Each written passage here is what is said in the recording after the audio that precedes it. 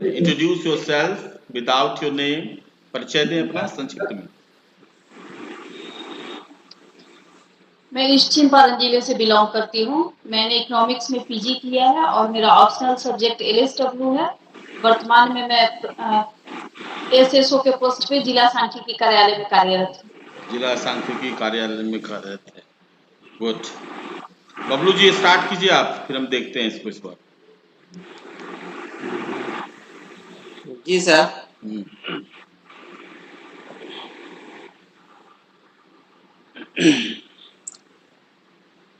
अच्छा, आपकी हॉबी क्या है बबलू जी?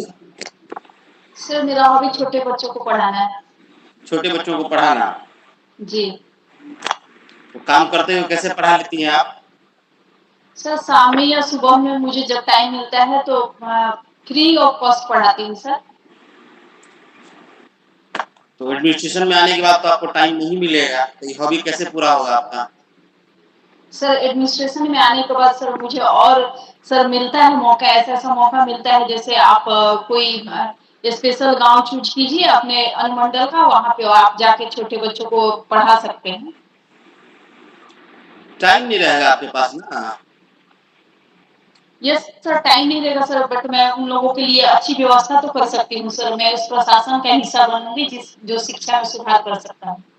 अच्छा, आपने बिहार में शिक्षा व्यवस्था में आप सबसे बड़ी कमी क्या देखते हैं? सर बिहार के शिक्षा व्यवस्था में सर अभी सबसे बड़ी कमी है सर कि गवर्नमेंट जो स्कूल्स है वहाँ प्रॉपर तरीके से सर टीचिंग नहीं हो पाता है। टीचर लोग लेट से आते हैं या फिर मतलब अच्छे से बच्चे के ऊपर ध्यान नहीं देते हैं। तो इसमें आपको सबसे महत्वपूर्ण कारण क्या लगता है कि शिक्षक स्कूल देर से आते हैं या आते भी हैं तो मन से नहीं पढ़ाते हैं? इसके पीछे क्या आपको कारण लगता है? सर एक तो कारण है सर इसके पीछे कि उन लोगों को हम लोग को पहले समझाना होगा, उसके लिए प्रॉपर ट्रेनिंग वगैरह की व्यवस्था करनी होगी कि उन लोगों को उनके कर्तव्य के बारे में समझाया जा सके कि आपका क्या कर्तव्य है, आपको कैसे मतलब मैनेज करना है, पढ़ाई को बच्चे पे ध्यान देना है। अच्छा, आपने बिहार में भ्रष्टाचार और लीकेज को कम करने के लिए बहुत सारे अधिनियम लाए हैं, लेकिन फिर भी बहुत सारे उच्च पद पर बैठे हुए पदाधिकारी रंगे हाथों घूस लेते हुए पकड़े जाते हैं। उनका प्रपत्र क गठित होता है, उनको निलंबित किया जाता है। जी। आपको क्यों लगता है कि इतने ऊंचे पद पर बैठे हुए लोग भी भ्रष्टाचार क्यों करते हैं? इसके पीछे क्या कारण देखते हैं आप? सर इसके पीछे सर जब वो जॉब में आते हैं तो सभी लोग तो अच्छे ही होते हैं सर, बट जॉब में आने के बाद कुछ उन लोग के ऊपर पॉलिटिकल प्रेशर भी होता है या फिर उस एनवायरनमेंट में आके वो लोग कुछ मतलब गलत रास्ता पकड़ लेते हैं जिसके कारण वो लोग ऐसा करते हैं। माने क्या सरकार की नीतियां भी इसके लिए जिम्मेवार है कहीं पर? यस सर, नीतियां सर हम डायरेक्ट नहीं बोल सकते हैं, बट इनडायरेक्ट जैसे जहाँ लूप होल दिखता है या फिर उन लोग के ऊपर पॉलिटिकल प्रेशर पड़ता है फिर वो लोग इस काम में लिप्त हो जाते हैं। अच्छा, पॉलिटिकल प्रेशर को अगर हम हटा देते हैं, एक साइड कर देते हैं, तो और क्या कारण है? सर और sorry sir, I can't answer now. अच्छा अनु जी, आप मनी और फाइनेंस इस दोनों को अलग अलग बताइए हमको कि मनी क्या होता है, फाइनेंस क्या होता है? सर मनी से तात्पर्य है कि जिसमें तत्काल क्रय क्षमता होती है जिसको कि हम लोग उसी समय क्रय कर सकते हैं उससे, उसमें यानी लिक्विडिटी अधिक होती है। बट फाइनेंस एक मतलब एक तरह से वो ऋण हो गया। फाइनेंस अगर हम लोग करते हैं तो वो इनडायरेक्ट मतलब वे में हो गया और वो सर ऋण हो गया एक तरह से। तो फाइनेंस का आप सिर्फ लोन से ही होता है कि और भी कुछ होता है? जैसे आपके इकोनॉमिक्स में भी पब्लिक फाइनेंस सेक्शन रहा होगा एक किताब, तो उसमें सिर्फ ऋण की ही चर्चा, वित्त में और किन किन चीजों को इंक्लूड किया जाता है? थोड़ा सोच के बताइए। सर इसमें गवर्नमेंट के द्वारा जो मतलब व्यय किया जाता है उसको भी शामिल किया जाता है। वो तो पब्लिक फाइनेंस हो गया। जी वित्त की अगर हम बात करें तो वित्त में तो एक हो गया, पता ही कि सर लोन हो गया, और इसमें भी कुछ इंक्लूड किया था है।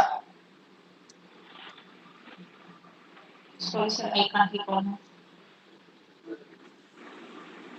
इकोनॉमिक्स पढ़ने के बाद आप क्या सीखे इकोनॉमिक्स से? सर इकोनॉमिक्स पढ़ने के बाद मैं ये सीखी हूँ कि लिमिटेड रिसोर्सेज का ऑप्टिमम यूज कैसे किया जा सकता है, ऑप्टिमम यूटिलाइजेशन कैसे करना है। तो और इसका आप सर व्यावहारिक जीवन में इस्तेमाल करती हैं? Yes sir. अगर मान लीजिए आपको 100 रुपया दिया जाए, जी आप उससे क्या क्या कीजिएगा जिससे पता चले कि इसका ऑप्टिमम यूज किए हैं आप? सर वो तो मतलब मेरे रिक्वायरमेंट पे डिपेंड करता है कि उस टाइम मेरी रिक्वायरमेंट क्या है सबसे ज्यादा, तो उसके अनुसार सर मैं उसको खर्च करूंगी। लेकिन ऑप्टिमम यूज का संबंध रिक्वायरमेंट किसी पर्टिकुलर रिक्वायरमेंट से नहीं होता है ना। ऑप्टिमम यूज का मतलब होता है कि हम लिमिटेड रिसोर्स को अलग अलग सेक्टर पर किस तरह से खर्च करें कि उससे हमको अधिक से अधिक आउटपुट मिले, जी ये होता है ना। तो उस टाइम सर मैं अपनी रिक्वायरमेंट का एक लिस्ट बनाऊंगी, फिर उसके अनुसार मैं इस तरह से उसको मैनेज करूंगी जिससे मुझे अधिकतम लाभ की प्राप्ति हो सके। अच्छा, कंज्यूमर सरप्लस क्या होता है?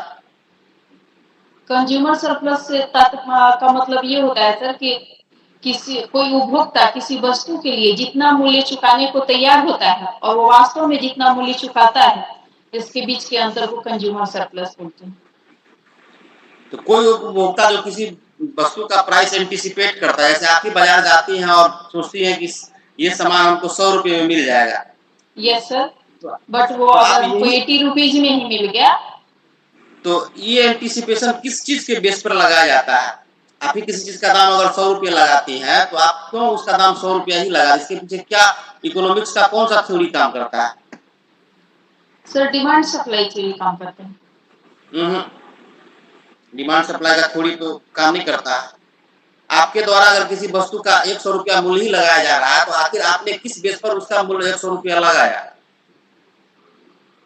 सर जैसे उसका प्राइस अगर 100 रुपीज लिखा हुआ है, लेकिन वो हमको कंसेशन करने पे अगर हमको 80 रुपीज में ही मिल जाता है, जैसे मैं बार्गेनिंग कर रही हूँ या ऐसा वस्तु जिसका प्राइस नहीं लिखा हुआ है उस पर, जी उसमें हम लोग बार्गेनिंग करते हैं कि भाई वो इतना बोलता है, आप इतना बोलती है, तो आप उतना ही क्यों बोलती है? उसके पीछे कोई तो इकोनॉमिक्स का सिद्धांत होगा। जी। अच्छा, यूटिलिटी क्या होता है बताइए?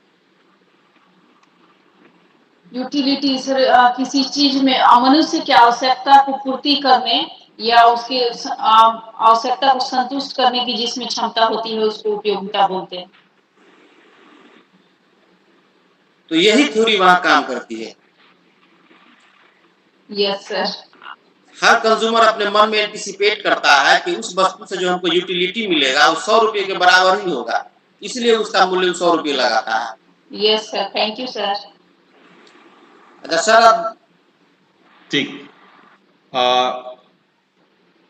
कोरोना संकट के दौरान लेबर लॉज में कई स्टेट में चेंजेस किए गए जी और ऐसा देखने में आया कि ये नियोक्ता के फेवर में ज्यादा है, लेकिन श्रमिक संघों ने आवाज नहीं उठाई।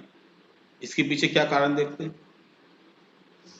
सर इसके पीछे एक रीजन तो ये बताया जा रहा है कि सर बीएमएस जो है उसके द्वारा विरोध इसलिए नहीं किया गया क्योंकि वो भाजपा से संबद्ध है, राजनीतिक दल से लगाव होता है श्रम संघ का, तो उसका राजनीतिक दल से लगाव है। बट और सब इंटर कैटक इत्यादि के द्वारा इसका विरोध किया गया, लेकिन सर कम विरोध करने के पीछे रीजन ये है कि अगर गवर्नमेंट श्रम कानून में जो सुधार लाई है तो उससे श्रमिकों को हानि होती है, ठीक है, बट उससे प्रोडक्शन तो शुरू हो पाएगा, एटलीस्ट नियोजक प्रोडक्शन करना शुरू करेंगे तो श्रमिक को कम से कम काम तो मिलेगा। जब तक ये काम शुरू नहीं होगा तो वैसे भी लेबर लोग को बेरोजगार रहना पड़ेगा, तो काम शुरू होगा तो एटलीस्ट उनको काम मिलेगा, फिर प्रोडक्शन बढ़ेगा तो उसको प्रॉफिट होगा, फिर से और प्रोडक्शन होगा। अच्छा अच्छा, ये श्रम संघ का एक लंबा इतिहास रहा है भारत में। जी सबसे पहला जो नाम आया था लोखंडे, लोखंडे के जी बारे में बताइए कुछ। Sorry sir. बीपी वाडिया का नाम सुना है? सर नाम तो सुनी हूँ, लेकिन सर मैं अभी नहीं बता पाऊंगी क्योंकि सर मैंने रिवीजन नहीं किया भारत है का सर। पहला व्यवस्थित मजदूर संघ का नाम बताइए। All India trade union Congress. उससे पहले उससे पहले सर मुझे नहीं उससे पहले पता। 1918 में मद्रास लेबर यूनियन था, जिसके जी संस्थापक थे बीपी वाडिया, पहला थैंक यू सर। अच्छा हमको बताइए कि वैसे श्रमिक संघ के नेता जो भारत में आगे चल करके प्रधानमंत्री के पद तक पहुंचे, उनका नाम बताइए। हिंट्स देते, कार्यवाहक प्रधानमंत्री के पद पे पहुंचे। सर मुझे एग्जैक्ट तो मालूम नहीं है, लेकिन आपका अगर आदेश होगा सर तो गेस बोलिए। करूंगी। सर लाल बहादुर शास्त्री। कार्यवाहक राष्ट्र प्रधानमंत्री नहीं थे, कार्यवाहक प्रधानमंत्री भारत में सिर्फ एक हुए हैं, गुलजारी लाल नंदा। गुलजारी लाल नंदा। जी अच्छा जो राष्ट्रपति बने हैं, जो श्रमिक संघ के जो नेता थे? Sorry sir. बीबी गिरी का नाम सुना है? जी वो श्रमिक संघ के नेता थे। जी अच्छा एक और श्रमिक संघ के बहुत बड़े नेता थे जो आरंभ में रेलवे ट्रेड यूनियन के बहुत प्रमुख नेता थे, बाद में रेलवे मिनिस्टर बने और आपके आसपास के जिले से ही जुड़े हुए थे, आपके सटे हुए जिले से। सर मुझे बिल्कुल ध्यान नहीं है। मुजफ्फरपुर से कोई है जो रेलवे मिनिस्टर बने थे? सर मुझे ध्यान नहीं जॉर्ज फर्नांडिस का नाम सुना है? है। जी अच्छा कोई बात नहीं। श्रमिक संघवाद की संकल्पना कब आई, किस शताब्दी में आई? श्रम संवाद का सर 1926। ये 19वीं शताब्दी की संकल्पना है। अच्छा चलिए समाजवाद सब सुना है? जी किसने दिया था ये सब? सॉरी सर नहीं पता मुझे। अच्छा किसने स्टैटिक्स और डायनामिक्स के बीच अंतर को बताया था, जो आज भी काफी प्रयोग में आ रहा है? Sorry sir. ग्रिशम लॉ क्या है? जी ग्रिशम लॉ। ग्रीष्म लॉ सर अच्छी मुद्रा को बुरी मुद्रा प्रचलन से बाहर कर देती है। अच्छा what is the difference between Say's law and Keynes employment theory? Sir Say's law बताता है कि आर्थिक मतलब सरकार का हस्तक्षेप लेसेस फेयरी के नीति पे आधारित है, जबकि किन्स का कहना है कि नहीं लेसेस फेयरी नहीं होना चाहिए, सरकार का हस्तक्षेप होना चाहिए। से का कहना था कि पूर्ण रोजगार की प्राप्ति स्वतः supply creates on demand, but Keynes का कहना था कि नहीं इसमें गवर्नमेंट को हस्तक्षेप करना पड़ता है। अच्छा लॉरेंज वक्र और गिनी गुणांक में क्या अंतर है? सर गिनी दोनों के द्वारा सर असमानता की माप की जाती है, लेकिन गिनी गुणांक के द्वारा गिनी गुणांक का माप जो होता है वो 0 से 1 के बीच में होता है और लॉरेंज कर्व का 1 से 100 के बीच में होता है। अच्छा फिलिप्स वक्र क्या है? फिलिप्स वक्र बेरोजगारी और मुद्रास्फीति की दर में संबंध बतलाता है। लाफर वक्र क्या है? क्या सर? लाफर वक्र। लाफर कर्व सॉरी सर भूल रही हूँ, पढ़ी हूँ सर लेकिन भूल रही हूँ। अच्छा लाफर वक्र का इस्तेमाल पी चिदम्बरम ने अपने वित्त मंत्री के कार्यकाल में किया था, क्या था वो? सॉरी सर मुझे याद नहीं। एशियन ड्रामा नामक पुस्तक का नाम सुना है? एशियन ड्रामा जी किसने जी लिखा? Gunnar medal. क्या है उसमें? सर वो पता नहीं। अच्छा प्लानिंग एंड द पुअर, ये किसने लिखा है? Planning and poor, sorry sir नाम भूल रही हूँ, पढ़ी हूँ बट भूल रही हूँ। चलिए ESI एक्ट के बारे में बताइए कुछ। ESI एक्ट सर इसमें वैसे श्रमिकों पे लागू होता है जिनकी मजदूरी 21,000 रुपए से कम हो। इसके तहत सर अनेक प्रकार के लाभ दी जाती है, जैसे ये अपंगता लाभ, बीमारी लाभ, मातृत्व लाभ, सेवानिवृत्ति के बाद लाभ, और सर अनेक टाइप का सर इसमें लाभ दिया जाता है। और सर इसके अंतर्गत जो है विकलांग व्यक्तियों के लिए मजदूरी की सीमा 25,000 रुपए रखी गई है। और वर्तमान में सर इसमें विकलांग व्यक्तियों के लिए 3% जो आरक्षण था उसको बढ़ा के 4% कर दिया गया है। और 40% से अधिक जिसकी विकलांगता होगी उसको इसका लाभ मिलेगा। साथ ही सर इसमें 7 टाइप के विकलांगता को शामिल किया जाता था, लेकिन अभी 21 टाइप को शामिल किया जा रहा है। अच्छा,